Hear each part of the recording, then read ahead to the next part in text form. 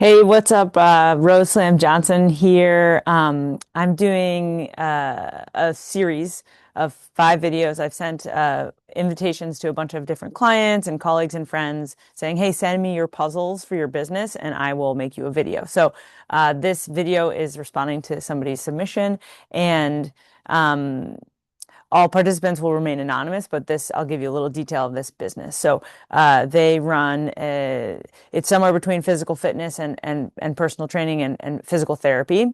And for many years, this person has been the main trainer. I think occasionally they've like rented out the space to other people to use, which does bring in some revenue. It covers rent. It can be profitable depending on how you run it, what kind of equipment you have, like what the value is for something like that in your area.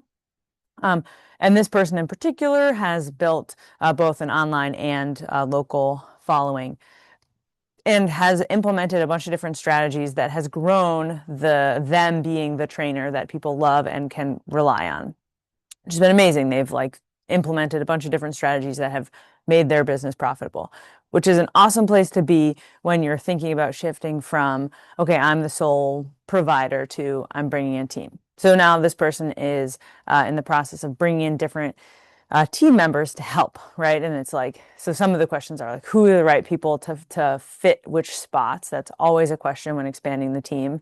But the the questions that they specifically submitted were around, okay, what do I change about my marketing from like I do this to we do this? Do I have to change everything?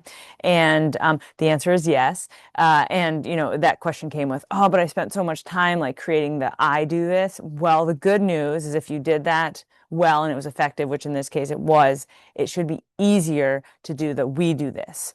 You know your clients better, you know your team better, you know how to write better. Like all these skills have been established and will support you. And you're not just going to like change I to we, you're going to change some of the things you're speaking to. You're going to update your content, which is great. That's going to be beneficial to everybody.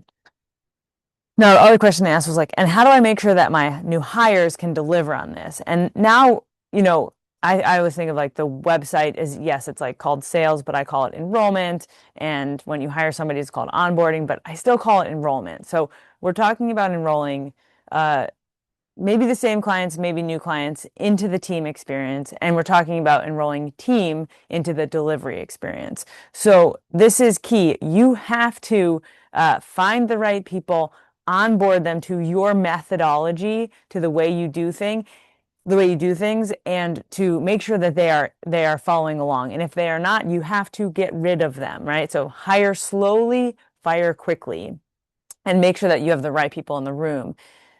And your role shifts from the person who's, working directly with clients. You might still do some of that, but it shifts from you are there adjusting their spine or whatever you're doing to you are curating their experience. Oh, look, a hummingbird. Watch out. Sometimes eagles go by here too. You are curating their experience, right? So you're saying, hey, I think you're really gonna like Diane. Diane's new. Here's why I'm connecting you. If you're not having a good time there, let me know right away. And then you are matchmaker, curator, and still, you are still like along for the journey, making sure they're getting what they want. But you're removing yourself from the I'm in the room for an hour to I'm checking on them. Are they getting what they want? How is it going? How is customer service being managed? Until you have somebody else that can play that role. And I think in those moves, in that transition from I just do everything to actually I've got this amazing team, it will feel like more work than if you were just delivering it yourself. It is more work. It takes more work to get people in the right seats and the right folks in the rooms with them for a while, and then it does get easier. I mean, even if somebody comes in, they're amazing, and then they leave, the energy and the experience of onboarding a new person will be easier because you learned how to do it. And one of the questions you asked was like, okay, I did really well with my solo offerings. There's a surplus of money. Where should I put it? Where do I invest? And I think one of the, they say like money can't buy you love or something like that, but it can buy you time. And I think if you have if you're experiencing burnout or fatigue or like, oh God, I can't imagine changing the copy, it's like, great, use some of those surplus funds to create some ease for yourself.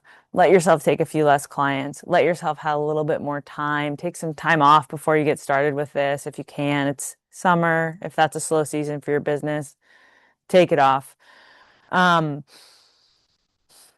but really let yourself have the time it takes to onboard people well, because if you don't have the time to do it now, you certainly don't have the time to deal with the fires that will come from not onboarding somebody well at the beginning and really making sure they're the right fit. I remember when I got hired for a job, it was a year-long contract with Safe Routes to School, and my boss, who I had known and worked with in other situations, maybe more as a peer than a boss, he was, oh, you hear that plane? He was ready. There's a little airplane, you might get to see it. He was getting ready to go on paternity leave. So like we had like this one meeting and then he was gone for months. But we walked around the block. He asked me what my goals were. We connected. He was really invested in me thriving in my role and knowing what decisions I got to make, what was outside of my control, what my expectations could be, and that set me up for success for months for him to be gone and to handle the program because I knew when I needed to call him, which I don't think I actually ever did, but I knew when I needed to go to higher up support or could navigate it on my own in the schools. And we both had a great time. And that was because he led with the relationship and the fit. And I think that is the key thing to do here is to use all of your resources to orient towards fit. Because like you did when you were selling one-on-one offerings, support services, you were feeling into fit for you and them, and now you're leveling up your skill of fit for them and how do they work together and who's the right concoction. That's why it can be cool to have a couple members of your team because you can say, oh, you didn't like them, maybe you like them, or I think you're really gonna like this person over here, and you get to become more of a matchmaker, which is like really fun because you get to see people falling in love, which I personally love. Okay, I think those were your questions. I have no idea if this was the 5-minute video. I promise you or not, but I had a blast. I hope you enjoyed the view. See you for the next one.